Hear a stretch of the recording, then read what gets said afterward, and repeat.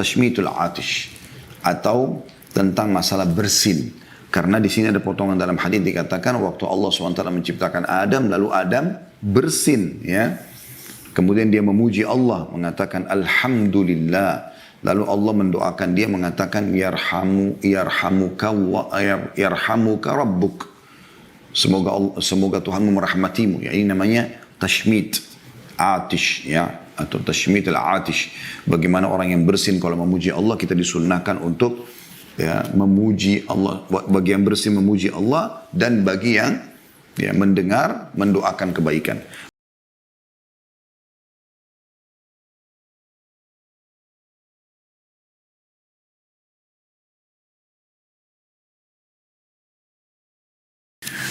Hadis ini teman-teman sekalian, setelah saya telusuri karena cukup panjang, kita sebenarnya akan membahas kurang lebih 9 faedah yang kita akan ambil insyaAllah. Potongan pertama teman-teman sekalian yang kita ambil faedah yang luar biasa dari hadis ini, yaitu itsbat ala wujudillahi azza wa jalla. Dan ini hal yang mendasar yang harus diyakini dan diketahui oleh setiap manusia, yaitu penetapan tentang keberadaan Allah Subhanahu wa taala. Ya, di sini bagaimana hadis qudsi ini menjelaskan dialog yang terjadi antara Allah Azza wa Jalla dengan ciptaannya Adam alaihissalam, bapak seluruh manusia. Ya. Dan ini, pembicaraan ini teman-teman menunjukkan tentang keberadaan Allah Subhanahu wa taala dan bagaimana Allah Subhanahu wa taala menciptakan Adam alaihissalam. Jadi tidak mungkin ada manusia yang bisa memungkiri kalau dia adalah ciptaan Allah, karena manusia pertama saja diciptakan oleh Allah Subhanahu wa taala.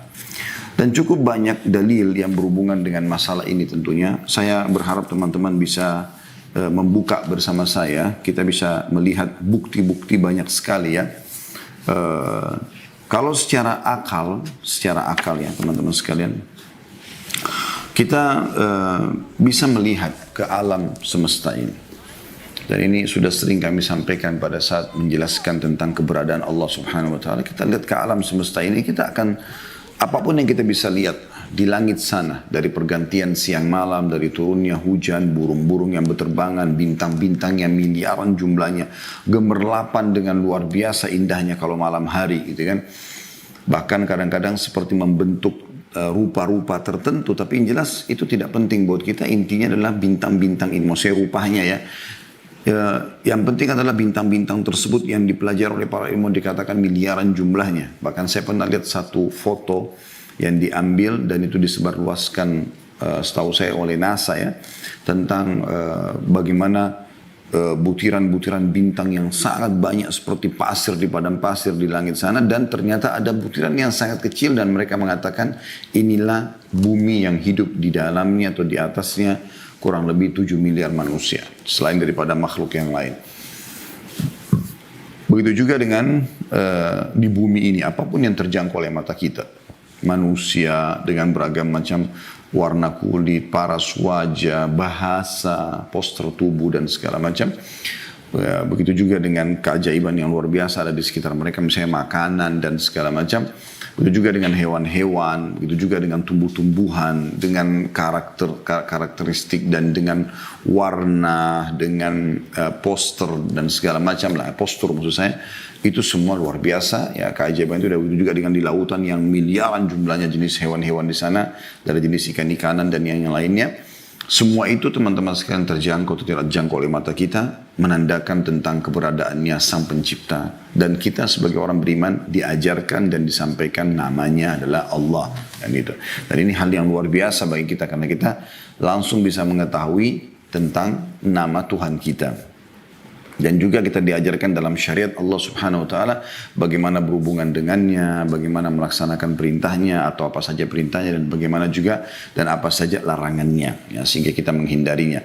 Bahkan lengkap panjang lebar diceritakan tentang awal histori manusia diciptakan. Nah, termasuk bahasan kita juga ini bagaimana ayah kita Adam alaihissalam diciptakan, kemudian berbicara dengan Tuhan kita Allah Subhanahu wa taala. Setelah itu, ya, juga teman-teman sekalian, apa akhir perjalanan kita nantinya di surga bagi orang yang beriman, dan semoga kita termasuk insya Allah dengan segala macam kenikmatan yang sudah dibeberkan panjang lebar oleh Sang Pencipta Allah SWT untuk disampaikan ya dalam Al-Quran melalui Rasulnya utusannya Muhammad sallallahu alaihi wa ala alihi wa sahbihi wasallam. Dan juga bagaimana akhir orang-orang munafik, orang musyrik, orang kafir itu di dalam neraka, dan bagaimana gambarannya neraka dengan segala macam hal yang menakutkan dan siksaan yang menyakitkan di sana ya. Apalagi mereka akan kekal di sana, wa na'udzubillah, semoga Allah selamatkan kita dan keturunan kita dari api neraka. Maka semua ini teman-teman menunjukkan tentang ya keberadaan Allah Subhanahu wa taala. Bayangkan teman-teman, di listrik di rumah kita tidak mungkin kita bisa tiba-tiba ada tanpa ada yang memasangnya kan. Nah, seperti itu. Pasti manusia juga, orang-orang ateis, orang komunis, kalau mereka diajak ngomong, kira-kira di rumah Anda tiba-tiba bisa ada tanpa ada yang membangunnya.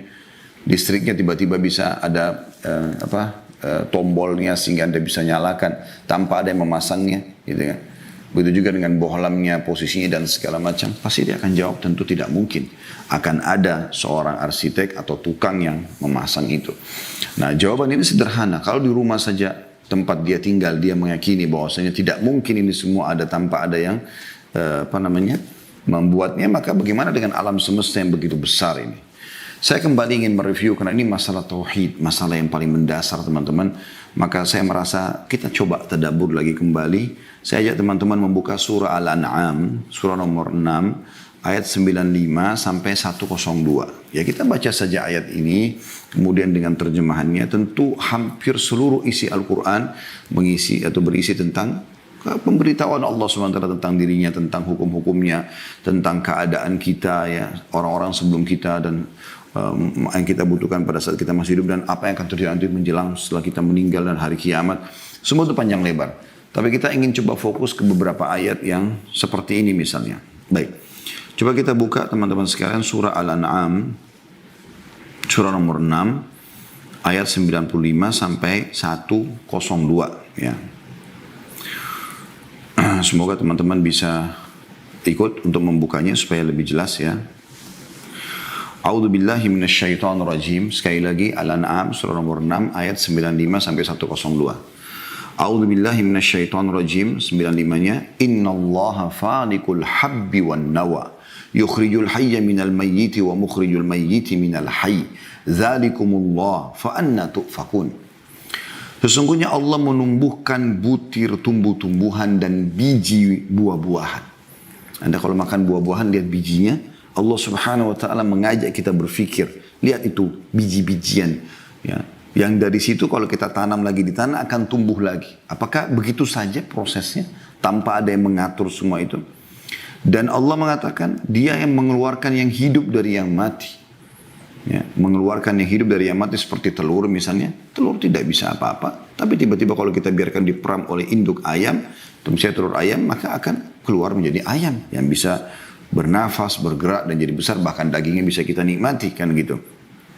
Contoh saja gitu. Dan juga mengeluarkan yang mati dari yang hidup. Ya. Apapun yang misalnya sudah tidak dibutuhkan oleh tubuh, benda yang sudah mati maka dia keluar. Misalnya kulit, biasa orang mengatakan kulit yang sudah mati ya. Kulit yang sudah rusak maka dia keluar. Lalu keluarlah kulit yang baru. Ya, dikeluarkan yang mati dari yang hidup. Ini contoh-contoh saya, tentu banyak sekali contohnya. Yang memiliki sifat demikian ialah Allah. Mengapa? Lalu mengapa kamu berpaling? Maksudnya kenapa kamu masih menyembah selain Allah atau tidak meyakini keberadaannya? Lalu Allah ayat 96 juga berkata, Falikul isbahi wa ja'ala al-layla sakana wa syamsa wal qamara husbana, dzalika taqdirul azizil alim. Dia Allah yang menyingsingkan pagi dan menjadikan malam untuk istirahat. Bagaimana bisa kayak sekarang pagi ini matahari terbit, terang, kita semua bisa beraktivitas. Pagi ini adalah hal yang luar biasa, tanda-tanda kebesaran Allah Subhanahu wa taala. Bagaimana sinar matahari menerangi sehingga seluruh makhluk, manusia, hewan-hewan, tumbuh-tumbuhan membutuhkannya. Dan begitu juga dengan malam datang, tiba-tiba matahari tidak ada atau cahaya matahari hilang di lokasi kita. Tentu ada yang mengaturnya gitu kan, sehingga datang malam dan kita dibuat mengantuk malam hari, lalu dipelajari oleh manusia, dianggap sehat kalau orang istirahat malam dan segala macam. Dan menjadikan matahari juga bulan untuk perhitungan, ya, berapa bulan gitu kan. Dan kita hitung semuanya, perhitungan ini sudah ada ilmunya sendiri ya. Itulah ketentuan Allah yang maha perkasa lagi maha mengetahui. Ayat 97, Allah juga kenalkan lagi dirinya. Wa huwa alladhi ja'ala lakumun nujuma litahtadu biha fi dhulumatil barri wal bahr. Qad fassalna al-ayati liqaumin ya'lamun. Dan dialah yang telah menjadikan bintang-bintang bagimu agar kamu menjadikannya petunjuk dalam kegelapan di darat dan di laut. Bintang-bintang jadi petunjuk untuk bisa tahu arah mana ya. Sesungguhnya kami telah menjelaskan tanda-tanda kebesaran kami kepada orang-orang yang mengetahui. Maksudnya mau mencari tahu. Allah bukakan bagi dia jalan itu. Ayat 98 Allah bilang lagi, wa huwa alladhi ansha'akum min nafsin wahidatin famustaqarrun wa mustauda' qad fassalna al-ayati liqaumin yafqahun. Dan dialah yang telah menciptakan kamu dari seorang diri, maksudnya Adam alaihissalam. Maka bagimu ada tempat tetap dan tempat simpanan. Bisa kita buat rumah, ada gudang, segala macam itu. Akhirnya punya ide untuk berputarnya kehidupan. Sesungguhnya telah kami jelaskan tanda-tanda kebesaran kami bagi orang-orang yang mengetahui. Maksudnya mau belajar. Dia mau tahu, Allah bukakan hatinya. Karena dasarnya manusia semua lahir dalam keadaan fitrah. Sebagaimana sabda Nabi SAW, kullu mauludin yuladu alal fitrah. Semua manusia lahir dalam keadaan fitrah. Dia mengenal Tuhannya. Dia tahu sebenarnya Tuhannya. Makanya tidak sulit untuk mendakwahkan agama Allah SWT kepada manusia gitu kan. Selama dia masih belum rusak fitrahnya, maka sangat mudah kita menyampaikan kepadanya. Lalu kemudian ayat 99 Allah jelaskan lagi keberadaannya dan besarannya. Wa huwa alladhi anzala minas sama'i ma'an fa akhrajna bihi nabata kulli syai'in fa akhrajna minhu khadiran nukhriju minhu habban mutarakiban wa minan nakhli min tal'iha qinwanun daniyatun wa jannatin min a'nabin والزيتون والرمان مشتبها وغير متشابه انظروا إلى ثمره إذا أثمر وينعي إن في ذلكم لآيات لقوم يؤمنون. Dan dialah Allah satu-satunya yang telah menurunkan air hujan dari langit. Lalu kami tumbuhkan dengan air itu segala macam tumbuh-tumbuhan. Dan kami keluarkan dari tumbuh-tumbuhan itu tanaman yang menghijau. Kami keluarkan dari tanaman yang menghijau itu butir yang banyak. Dan dari mayang korma mengurai ya, tangkai-tangkai yang menjulai. Banyak tangkai-tangkainya, banyak buahnya bergelantungan. Dan kebun-kebun anggur. Ini teman-teman bisa coba sebentar habis ini membuka di Google tentang bagaimana panennya kurma. Lihat bagaimana mereka pohon-pohon kurma itu penuh dengan buah-buahan. Ini Allah ajak kita. Buah kurma maksudnya, Anda lihat bagaimana keajaiban itu. Terus buah-buah anggur yang bergelantungan dengan tinggal dipotong, diambil dan tertancap dengan rapi di tangkainya sehingga berkumpul di satu tangkai yang luar biasa indahnya. Sampai kadang-kadang manusia merasa bangga kalau bisa membuat imitasinya, mencontoh itu saja gitu kan. Dan kami keluarkan pula zaitun dan delima yang serupa dan tidak serupa. Bentuknya, warnanya, rasanya. Perhatikanlah buahnya kata Allah. Di waktu pohonnya berbuah. Dan perhatikan pula kematangannya. Bagaimana dari kecil sampai mulai mengkal. Kemudian menjadi buah yang layak untuk dikonsumsi. Allah suruh kita berpikir. Apakah begitu saja dia? Bergerak di depan mata kita nih. Buah mangga misalnya di rumah. Dari kecil tiba-tiba besar. Jangan cuma sekedar udah matang, petik, makan, manis ya selesai. Itu sangat standar sekali. Coba renungi teman-teman. Siapa yang buat pohon ini? Bagaimana dia bisa bergerak, bisa tumbuh, walaupun dia tidak berbicara dengan kita. Allah suruh kita berpikir, lihat buahnya kalau lagi berbuah. Lihat juga pada saat dia lagi matang, siap untuk dipanen. Sesungguhnya pada yang demikian itu ada tanda-tanda kekuasaan Allah bagi orang-orang yang beriman. Ayat 100-nya. وَجَعَلُوا لِلَّهِ شُرَكَاءَ الْجِنَّ وَخَلَقَهُمْ وَخَرَقُوا لَهُ بَنِينَ وَبَنَاتٍ بِغَيْرِ عِلْمٍ سُبْحَانَهُ وَتَعَالَى عَمَّا يَصِفُونَ. Dan mereka orang-orang musyrik menjadikan jin itu sekutu bagi Allah. Mereka minta tolong pada dewa ini, penjaga gua itu, apalah istilahnya gitu. Semua dari jin. Padahal Allah lah yang telah menciptakan jin-jin itu. Sama dengan kita makhluk. Dan mereka berbohong dengan mengatakan bahwasanya Allah mempunyai anak laki-laki dan perempuan. Tanpa berdasar ilmu pengetahuan. Maka maha suci Allah dan maha tinggi dari sifat-sifat yang mereka berikan. Ya, seperti orang-orang musyrik Mekah mengatakan malaikat adalah anak perempuannya Allah. Orang-orang Yahudi mengatakan Uzair anaknya Allah. Orang Nasrani mengatakan Isa adalah anaknya Allah. Ya, alaihissalam. Ini semua kedustaan kata Allah SWT. Ya. Maha tinggi Allah dari sifat-sifat yang mereka berikan. Allah itu As-Samad. Qul huwallahu ahad. Katakanlah Allah itu Esa, Allahus samad, Allah yang segala hal itu bergantung padanya. Lam yalid wa lam yulad, tidak beranak, tidak diperanakan. Karena kalau kita bilang Allah punya orang tua, siapa? Orang tua yang awalnya. Kalau kita bilang Allah juga beranak, punya keturunan, maka siapa keturunannya Allah Subhanahu wa taala? Nah, walam yakul lahu kufuwan ahad, dan Allah tidak butuh pada siapapun. Itu sifat tingginya Allah Subhanahu wa taala. 101. Badi'us samawati wal ard, anna yakunu lahu waladun walam takun lahu sahibah, wa khalaqa kulla syai' wa huwa bikulli syai'in alim. Dialah pencipta langit dan bumi, cipta dari tidak ada menjadi ada. Bagaimana dia mempunyai anak padahal dia Allah tidak mempunyai istri. Allah SWT sebenarnya tidak perlu menjelaskan ini kepada kita, tapi Allah ingin mengajak manusia agar berfikir. Orang-orang beriman tahu masalah itu, langsung beriman kepada Allah. Tapi Allah SWT mengajak manusia berfikir. Kalau kamu tanpa ada pasanganmu, bagaimana kau bisa punya anak? Sperma sendiri nggak mungkin, sel telur sendiri nggak mungkin. Maka Allah ajak berfikir. Jadi bukan berarti Allah punya istri, tidak. Gitu kan? Dia menciptakan segala sesuatu dan dia mengetahui segala sesuatu. 102-nya ini terakhir kita tutup dengan ini. Dzalikumullahu rabbukum la ilaha illahu khaliqu kulli syai'in fa'budu wa huwa ala kulli syai'in wakil. Yang memiliki sifat-sifat demikian, tidak bergantung pada siapapun, menciptakan segala sesuatu di langit dan di bumi, ialah Allah, Tuhan kamu. Tidak ada Tuhan yang selain Dia, pencipta segala sesuatu, maka sembahlah Dia, tunduk padanya, jalankan perintahnya, tinggalkan larangannya. Dan Dia adalah pemelihara segala sesuatu. Ya. Tentu banyak sekali teman-teman ayat-ayat Al-Quran yang bicara tentang seperti ini ya. Dan kita cukupkan dengan ini insya Allah. Dan teman-teman bisa melihat banyak sekali bahasan kami dalam masalah ini dalam kajian Minhajul Muslim.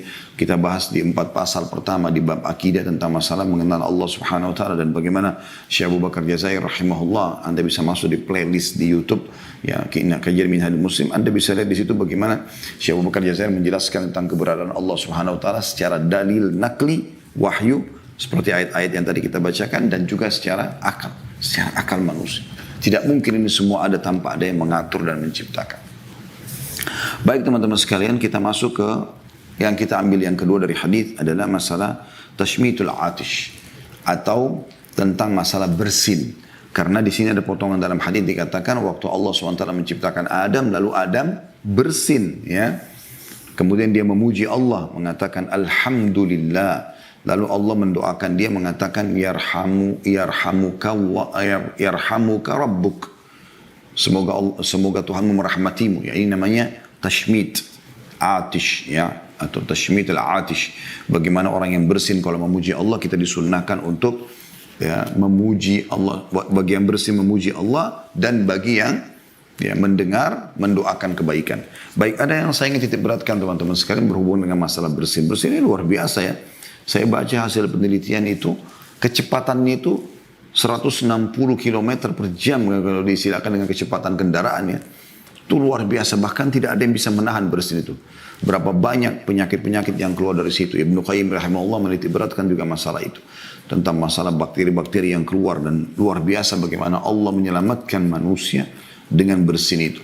Sering kali kita lihat tentunya. Ya, dan ini menunjukkan ada pencipta yang mengaturnya sampai manusia pun tidak bisa menahannya. Ya. Baik, ada beberapa adab dalam bersin yang harus kita ketahui. Yang pertama yaitu takhfifus saut wa taqtiyatul wajh. Ya. Ini disebutkan dalam hadis ya Abu Hurairah radhiyallahu anhu yang artinya mengecilkan suara, jangan malah tambah dikeraskan teriak seakan-akan menunjukkan kehebatan dia dalam bersin. Ya, ada sebagian orang begitu bersin sampai mungkin semua rumah terdengar. Dia berusaha semaksimal mungkin mengecilkan suara dan juga menutup daerah wajah atau tempat hidung bersin. Ya. Disebutkan dari hadits Abu Hurairah radhiyallahu anhu bahwasanya Nabi sallallahu alaihi wasallam kana idza atasha ghatta wajhu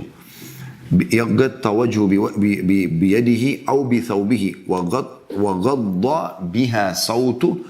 Ya, waghadda biha sautu. Hadis sahih diriwayatkan oleh Ahmad dan Tirmidzi.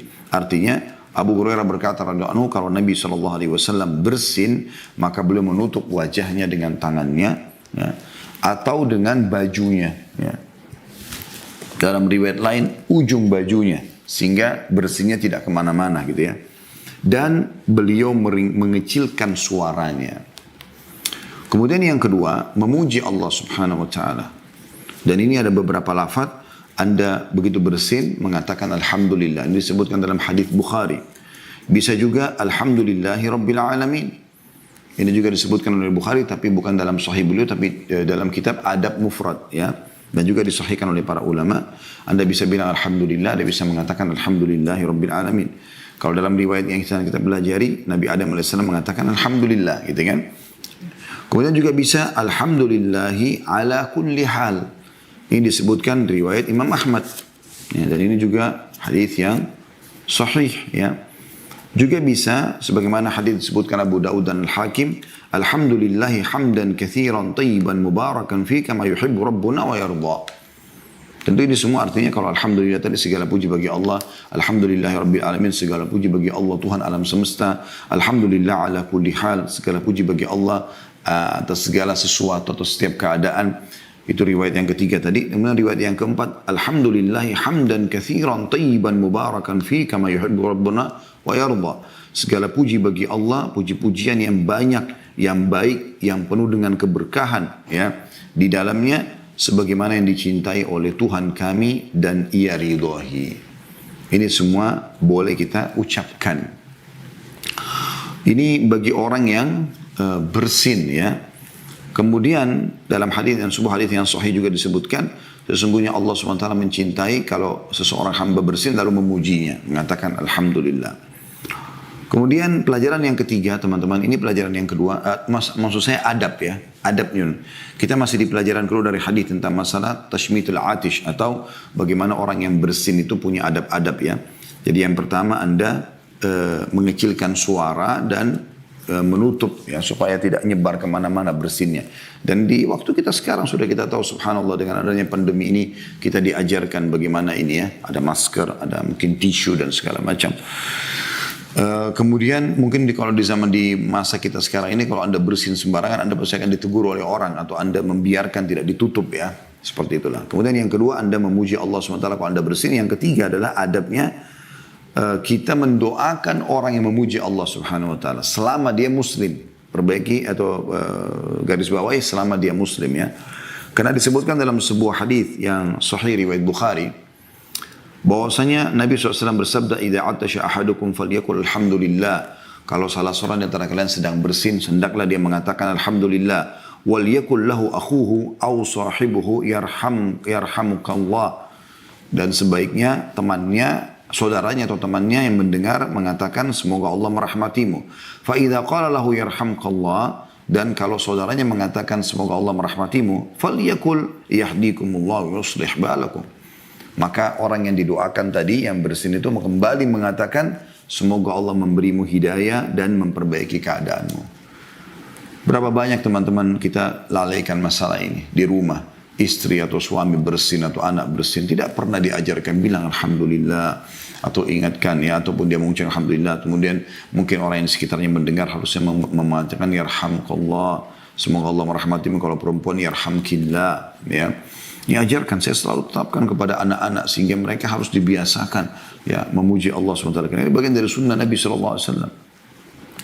Kemudian adab yang keempat ya, tidak boleh mendoakan ini untuk orang kafir. Maka tadi saya bilang di poin ketiga tadi, adab yang ketiga hanya kepada muslim ya. Karena disebutkan dari Abu Musa al-Asy'ari radhiyallahu anhu, beliau berkata, "Kana al-yahud yata'atasun ya, 'inda Rasulillah sallallahu alaihi wasallam, yarjuna an yaqula lahum yarhamkumullah." Orang-orang Yahudi pernah bersin atau mereka sengaja bersin di hadapan Rasulullah SAW ya. Dan mereka berharap beliau SAW mengucapkan semoga Allah merahmati kalian. Fayaqul, maka Nabi SAW justru mengatakan yahdikumullah wa yuslih balakum. Semoga Allah berikan petunjuk kepada kalian dan memperbaiki keadaan kalian.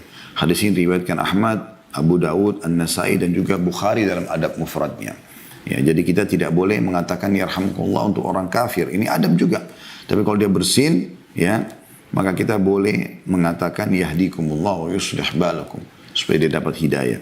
Ini juga pelajaran supaya kita biasa mendoakan agar orang-orang yang belum masuk Islam mendapatkan hidayah. Siapa tahu doa kita dijabah oleh Allah SWT lalu kita panen pahalanya. Adab yang kelima dalam bersin Ya, kalau seandainya dia bersin lebih dari 3 kali, jadi kalau masih sekali, 2 kali, dia mengatakan bersin saya, alhamdulillah. Ternyata dia masih bersin lagi yang kedua, alhamdulillah, kita masih bisa mengatakan yarhamkallah. Nah, sampai 3 kali boleh, tapi kalau sudah lebih dari 3 kali, maka atau lebih dari 3 kali ya, maka Anda tidak perlu lagi yang lebih dari 3 kalinya mengatakan yarhamkallah. Ini termasuk adabnya. Sebagaimana dinukil dalam hadits Abu Daud, bahwasanya Nabi SAW bersabda, "Idza atasya ahadukum falyushammithu jalisuhu."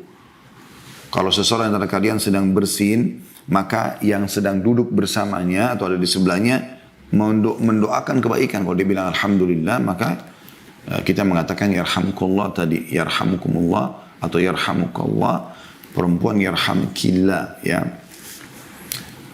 Wa in zada ala thalathin fahuwa mazkum wala tushammitu ya ba'da thalath marrat ya, ba'da thalathin marrat ya. Jadi artinya kalau dia lebih dari 3 kali maka dia sedang flu, maka tidak usah lagi mendoakan setelah 3 kali. Ini termasuk adab yang harusnya diperhatikan dalam masalah bersin ya. Kemudian yang ketiga teman-teman sekalian, tentang masalah pelajaran yang kita ambil daripada hadis ya.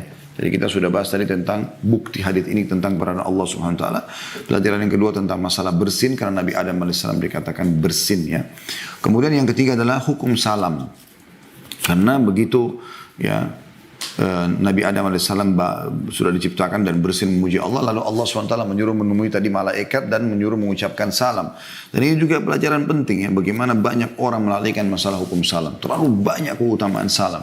Biasakan akhi dan ukhti, assalamualaikum, keselamatan buat kalian, warahmatullah, dan rahmat Allah ya, semoga selalu diberikan kepadamu, wabarakatuh, dan semoga berkah Allah selalu ada bersamamu. Jadi ini dianjurkan untuk selalu diucapkan. Bahkan Nabi SAW pernah mengatakan dalam sebuah hadis pada saat seorang sahabat masuk dalam masjid lalu dia mengatakan assalamualaikum, maka Nabi SAW jawab, lalu Nabi mengatakan orang ini dapat 10 pahala. Datang yang kedua mengatakan assalamualaikum warahmatullah, ditambah warahmatullah, Nabi SAW jawab, Nabi mengatakan orang ini dapat 20 pahala. Datang orang ketiga kemudian dia mengatakan assalamualaikum warahmatullahi wabarakatuh, dilengkapkan, maka Nabi SAW menjawab dan Nabi mengatakan orang ini dapat 30 pahala gitu kan. Jadi ini luar biasa gitu. Dan juga bagaimana ada adab-adabnya ya. Anda dianjurkan kalau Anda sedang berdiri, Anda mengucapkan salam kepada orang yang duduk. Kemudian juga kalau Anda sedang berkendaraan, Anda salam kepada orang yang sedang jalan. Intinya teman-teman sekalian, hidupkan salam yang di rumah. Biasakan orang tua kalau masuk kamar anaknya ucapkan salam. Karena ini adalah salam. Allah SWT jadikan ini salam untuk kita. Ya. Karena Nabi SAW mengatakan tadi, Allah berfirman kepada Adam, ini adalah salammu dan keturunanmu di antara mereka. Jadi perintah Allah Subhanahu wa taala, ada pahalanya. Bayangkan saja maknanya kalau Anda ucapkan suami setiap telepon atau nulis WA pada istri atau istri kepada suami atau orang tua pada anak-anak pada orang tua, semoga keselamatan selalu bersamamu. Assalamualaikum, begitu telepon, WA, ya apa saja. Warahmatullah, semoga selalu rahmat Allah datang padamu, karunia Allah, ya, rezeki Allah, wabarakatuh, dan semoga selalu mencukupi untukmu. Ini kan luar biasa kalau satu hari kita 10 kali ucapkan, berapa kali kita doakan. Bahkan Nabi SAW mengatakan, lan tadkhulul jannah, kalian tidak akan masuk surga hatta tu'minu, sampai kalian beriman. Wala tu'minu, ya, la tadkhulul jannah hatta tu'minu, kalian tidak akan masuk surga sampai kalian beriman. Wala tu'minu hatta tahabbu, kalian juga tidak beriman sampai kalian saling mencintai. Awala adullukum ala syai', maukah saya tunjukkan sesuatu, ma in fa'altumu, kalau kalian kerjakan tahabbabtun, kalian akan saling mencintai. Afsyus salam bainakum, sebarkan salam di antara kalian. Dan termasuk tanda-tanda hari kiamat justru kalau kita hanya salam kepada orang yang kita kenal. Kita harus salam kepada semua orang yang kita tidak kenal pun di antara kaum muslimin. Yang keempat teman-teman sekalian adalah bagaimana Adam alaihissalam diperlihatkan keturunannya ya, oleh Allah Subhanahu wa taala. Diperlihatkan oleh Allah Subhanahu wa taala keturunannya ya. Kemudian ini sudah kita tahu tadi, diperlihatkan semua, termasuk beliau melihat sendiri keturunannya Daud alaihissalam ya. Kemudian yang kelima adalah umur setiap orang di antara kita sudah ditentukan jauh sebelum kita diciptakan. Karena Nabi Adam alaihissalam waktu diciptakan keturunannya belum ada. Tapi Allah SWT sudah perlihatkan ini keturunanmu nanti semua pada saat mereka lahir di muka bumi. Dan setiap orang di matanya sudah ada catatan umurnya. Nah ini berarti umur kita sudah ditentukan, tidak akan bertambah dan berkurang. Ya, makanya doa-doa yang menyebutkan tentang siapa yang melanjutkan silaturahim, maka siapa yang ingin diluaskan rezekinya, siapa yang ingin dipanjangkan umurnya, diluaskan rezekinya, maka dia melanjutkan hubungan silaturahim. Kata Ibnu Taimiyah rahimahullah, bukan ditambah jumlah umurnya, tetapi Allah SWT berikan keberkahan pada umurnya. Ya. Kemudian yang keenam teman-teman sekalian adalah bagaimana rahmat Allah Subhanahu wa taala kepada Daud alaihissalam, di mana Allah dengan izinnya tentu Adam alaihissalam akhirnya menghadiahkan 60 tahun dari umurnya. Jadi umur Daud tadinya 40 tahun saja. Karena ada hadiah dari Adam alaihissalam, dia minta dipotong umurnya, maka tambah 60 jadi 100 tahun umurnya. Dan dari sini kita tahu umur Daud alaihissalam 100 tahun. Kemudian yang ketujuh teman-teman sekalian, bagaimana ya, Adam alaihissalam adalah manusia pertama dan dia punya pengaruh dalam penentuan terhadap keturunannya. Makanya Allah Subhanahu wa taala ya memberikan izin dia pada saat dia mau berbagi umurnya, dan ini tidak terjadi pada orang lain gitu ya. Hanya terjadi pada Adam alaihissalam. Ini khususiat Adam alaihissalam. Jadi cuma dia yang diizinkan oleh Allah SWT untuk menambahkan umur. Jadi kayak kita sekarang tidak mungkin kita mengatakan, ya Allah berikanlah 10 tahun umurku untuk anakku. Tidak bisa lagi. Ini hanya Adam alaihissalam. Ini yang ketujuh.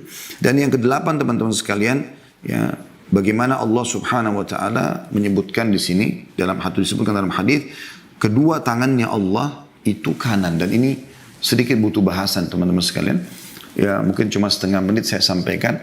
Jadi jangan difahami kalau tangannya Allah SWT dua-duanya kanan. Tapi yang dimaksud adalah secara makna kedua tangan Allah Subhanahu wa taala adalah berfungsi kanan, tidak seperti makhluknya. Ya, tidak seperti makhluknya. Karena makhluknya ada memiliki tangan kiri, kayak kita tangan kiri kita difungsikan untuk cebok dan segala macam ya. Ya, itu sudah menjadi sebuah sunnatullah. Tapi Allah Subhanahu wa taala memiliki kanan dan kiri. Tapi tidak diserupakan dengan makhluknya. Sebagaimana cukup banyak hadis-hadis menyebutkan masalah itu. Pada hari kiamat nanti Allah akan menggenggam langit dan bumi dengan tangan kanannya, lalu menggenggam juga dengan tangan kirinya sisanya gitu kan. Ini kuasa Allah Subhanahu wa taala.